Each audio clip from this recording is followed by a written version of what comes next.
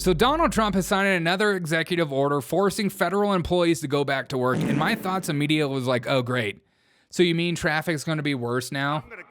I'm going to have to sit in traffic and scream because I think all these people are federal employees now.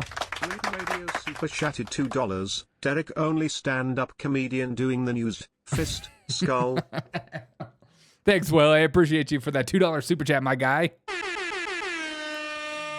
So Donald Trump is making all the federal employees go back to work and work in the office starting February 6th, I think. Watch this. Because as everyone knows, most of the time they're not working. They're not very productive. That's the funniest part is these people that work from home, they constantly talk about how they don't work at all, and they're posting TikTok after TikTok talking about working from home, pretending to work, or pretending to even give a crap while I'm in Zoom meetings, not even watching. I'm watching YouTube videos, having a good time. So it's funny that they're getting retribution. Oh, beautiful.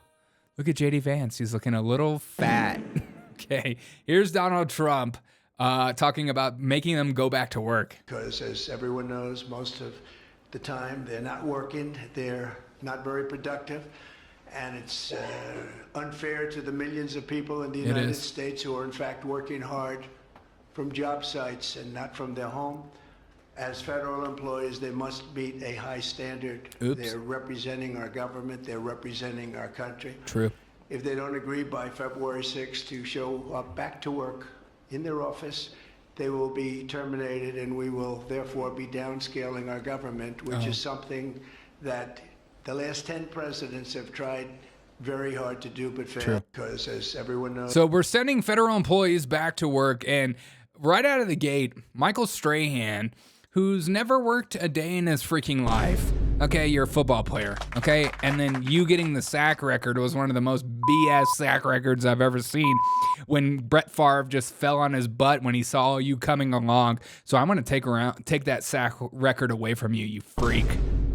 Okay.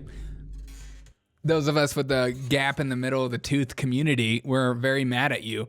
But he asked Caroline Leavitt one of the stupidest questions I've ever heard regarding this issue. Listen to this. But is there any concern that we risk losing people with years of experience like doctors and let's say scientists? Is there any concern we're losing people like doctors or scientists for forcing them to go back to work? That's your question, man? That if people have to federally go back to work, we're going to lose scientists and doctors? Do you even know the question you're asking, you freaking idiot? With years of experience like doctors and let's say scientists.